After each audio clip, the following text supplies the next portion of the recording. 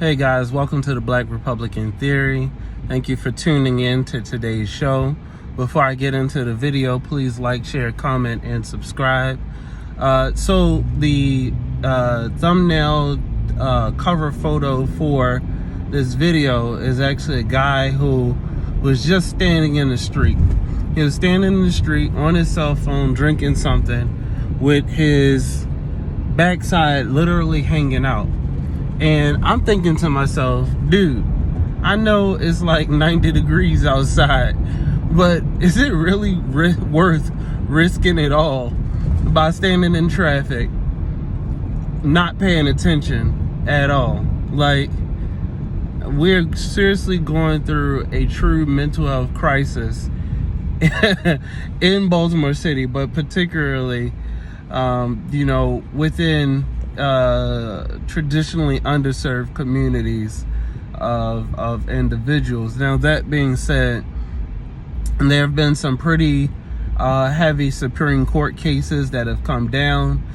You may all know that I am in law school and I'm finishing up literally on my last course. That's partly why I have not been tuning in to do a video of any sort of recently. It's just been a really busy week, and I had a number of personal life situations happening. So, the biggest one that came down, well, first off, there was a case on Thursday that essentially said you can carry guns within the state lines, between different residences, whether it be your home and secondary home, or to a different gun range, not within controlled areas. I am a fervent supporter of gun rights and truly believe that people should be able to carry, and in fact open carry.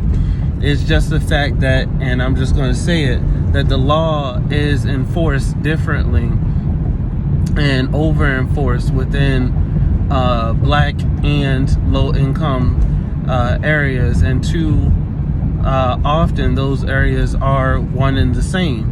And so as we see that a number of black folk are carrying, I've seen where even the most active supporters, police officers of some gun rights, they will be supporters for certain kind of communities and not supportive for other communities, other black communities. Why? Because it just doesn't fit their narrative of who should have a gun. And when you stand on your rights, particularly under the Fifth Amendment, to invoke your right of silence, they don't actually support that too often, and they try to get you to incriminate yourself.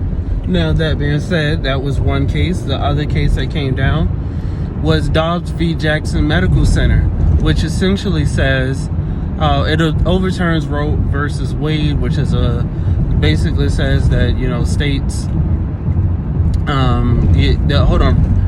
Dobbs returns it back to states, saying that they get to regulate these different privacy rights that gets to be made at the state level, up to the point of viability.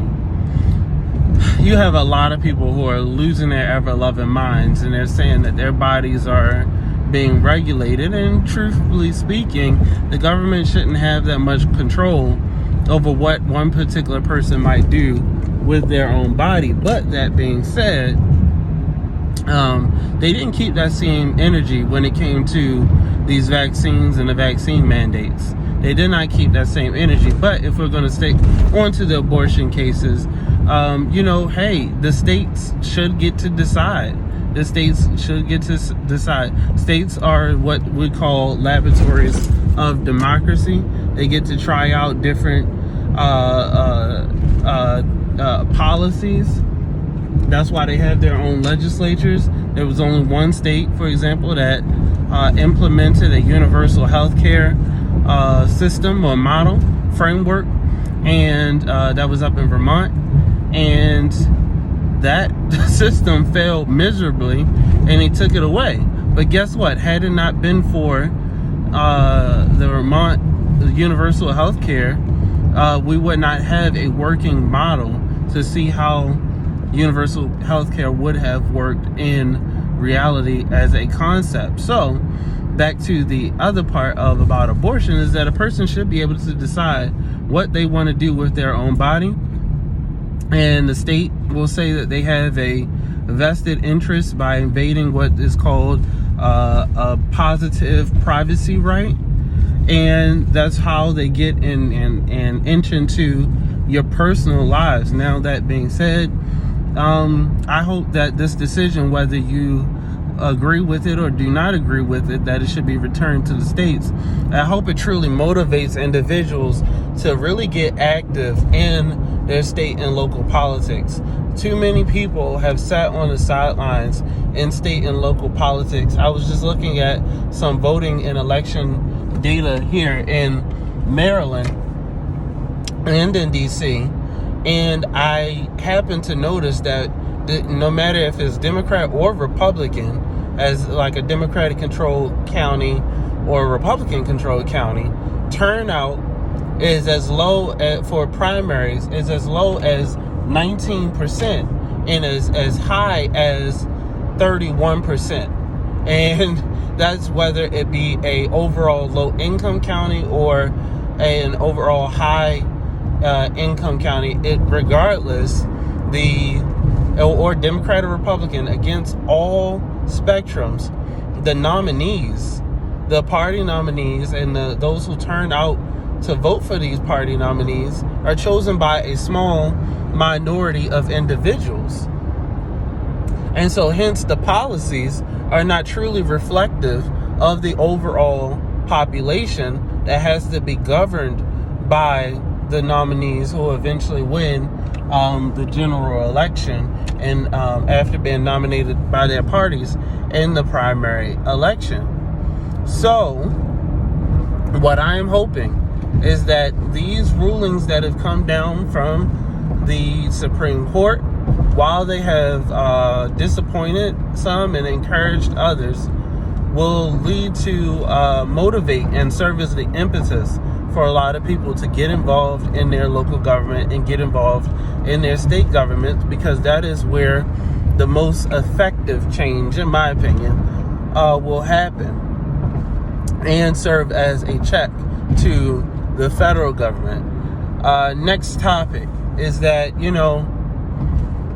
looking around here in Baltimore, the mayor said, okay, and while we're on the topic of voting, the mayor said, okay, abortion rights are under attack. And that is kind of a disingenuous comment to make when you're talking about Maryland, because if the states get to decide what will happen with abortion rights and healthcare choices, reproductive rights is what they're calling it.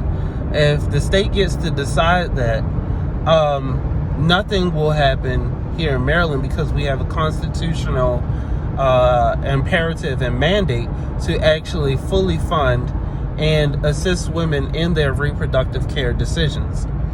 And we will continue to do that as a state, because that is what the majority of voters in this state actually support. So if majority of the voters support that, and if that is what we will be doing in this state, it is disingenuous to say, oh, well, these rights are under attack, and therefore we need to further fund access to these services to the tune of $300,000 while we're already in a cash-strapped city, which is many programs are underfunded. If you want to get an idea of just how bad of a condition we're in, look at the fact that on the most recent tax sale, there were over 13,000 properties being offered. Many of them are owned by people who don't live in Baltimore City, who've given up on Baltimore, or companies who have given up on Baltimore. And the assessed value of majority of these properties is under $10,000. it does not happen to be coincidence. In other words, it's no coincidence that where the low value properties are, where the big companies that and small companies and out of state investors are, that have given up on Baltimore, that those areas tend to correlate with where there's high crime and where there are people who can't find jobs, or where there's also underfunded schools and job opportunities and everything else, poor health care, poor health access, etc. All of that corresponds in those particular areas, because those things beget each other. They're correlated. They're so strongly correlated. So you have undervalued properties, and hence you have schools that cannot be funded, because our funding models in the state, which by the way, the Kerwin plan will not really change. The Kerwin plan here in Maryland, or Blueprint for a Maryland Future, Education Future, whatever, follows on to what was done in the Thornton plan 20 years ago. And there's still basically the same problem from back when I was in grade school, and back when my parents were in grade school, and literally back when my grandparents came up here and were in grade school as well, of the constant underfunding of mostly black neighborhoods, which leads to the underfunding of schools, which creates an educational caste system. And you don't have to take my word for it. You can look at things like the Opportunity Index, or by Harvard. You can look at the Distressed Communities Index by a group called the Economic Innovation Group. There are organizations and people much smarter than me that do these studies for a living to figure out where the best and most opportunity is. Why in the bejesus would your big ass be walking in the goddamn street? Get the fuck out the way. Lord have mercy. Anyways, guys, my point of all that is that, yes, abortion care and access to those services serve an important right, and they serve an important purpose in some cases. It's just not overall the most detrimental problem that Baltimore City is facing, while we also have 19 people being shot over the weekend, with I think 5 or 6 dying. And oh, by the way, if a person gets shot and they later die from their injury, it's considered a homicide within the year that shooting occurred. Yeah, you heard me right. It's considered a homicide within the year that shooting occurred. And so if a person got shot in 2022 and then they end up dying, and I'm going to put this down and they end up dying in 2023, it's considered a homicide within the year of 2022. And our funding should be going towards the police and community services that are tackling that. It should not be going to other things, a guaranteed right that will remain fully funded here within Maryland. But, I just make too much sense for a guy on YouTube who just happens to read the law, know the law, and study a little bit.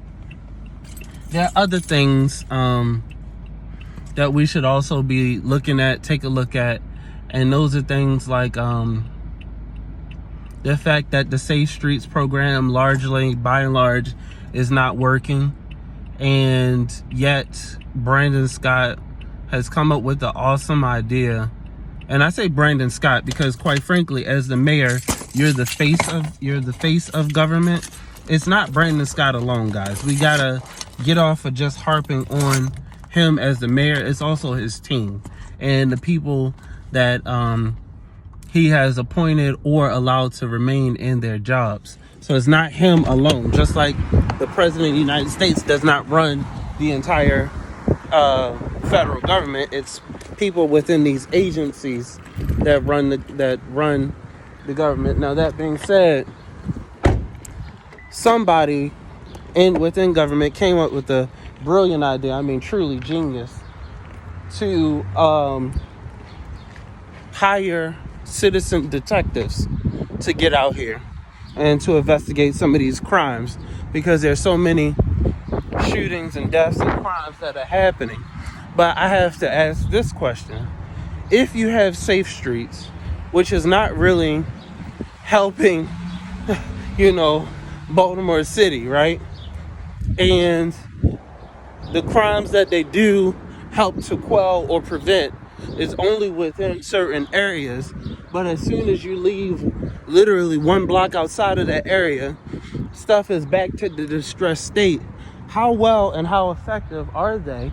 And if they are the most analogous role to a citizen detective who is not walking the beat, who's literally just following leads by investigating from a desk, they're no more effective than some of these people who are on.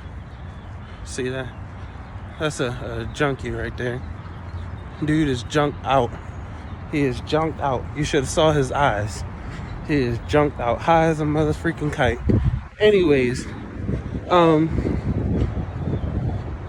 they're no more effective than some of these people who are crime podcasters who are sitting at home. And hey, some of them are actually solving more dang on crimes than Baltimore City's police department, because our clearance rate is only about 41% year to date. And over the last year, it was actually 42%. Which means if somebody come over here and bop me upside my goddamn head right now, there's only about a 58% chance, a 42% chance that person will get caught. It's so damn hot that even frogs are curling over. Anyways, I don't know if you saw that. 42% chance that they'll get caught, meaning there's a 58% chance that they will get away, walk scot-free, and you, me, well, I'll be gone in that scenario. But no one, the family won't ever figure it out or get closure, because the murderer will always be out there. Lord have mercy. And it just so happened that the news, I think it was Fox 45 in this case, it might have been, no, it was WMAR2, actually it brought the racial statistics into it and said that about 30-something% of black victims where people are black were solved, as opposed to only, I think they said 65% where the victims are white.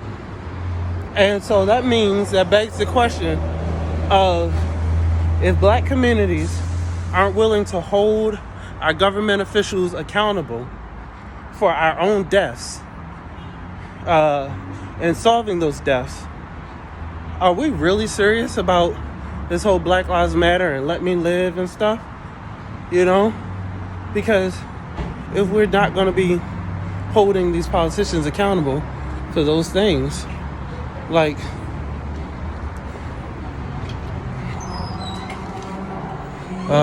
dang, I was trying to get into Dunkin' Donuts.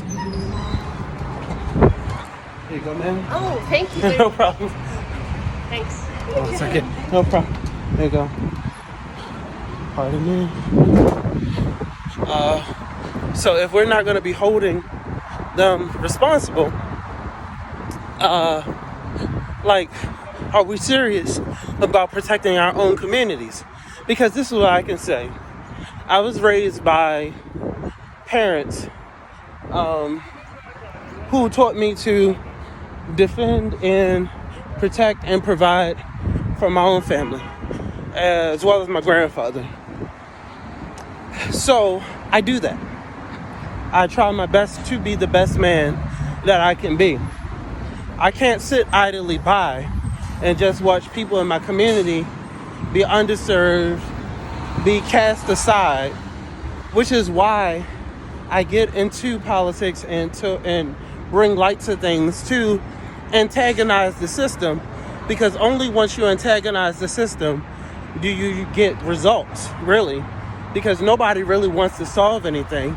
They just want to profit off of poverty in order to get into the positions of power and appoint their friends and cronies, which will further enrich them. Okay? So, when you try to antagonize the system to make government work and get results, you become sort of an outcast or enemy, because you're not looking to profit or any of those other things off of getting results. What does that relate? How does that relate back to the thing I was talking about? It relates in this way. You have so many people who are not serious about solving the problems in our community. They only just want to get involved in politics or involved in government or involved in policing just to profit themselves and not help. And it's being shown by the way, the apathy that is creating is being shown that in the way that people are not voting, giving up on voting, and the crime that's happening in our communities, and the fact that our neighborhoods are going undervalued when we have the potential to be so much more. Anyways, guys, I want to expand on those points a little bit more. I'm going into school and going to go learn me something. All right, now. Guys, please like, share, comment, and subscribe. Thanks.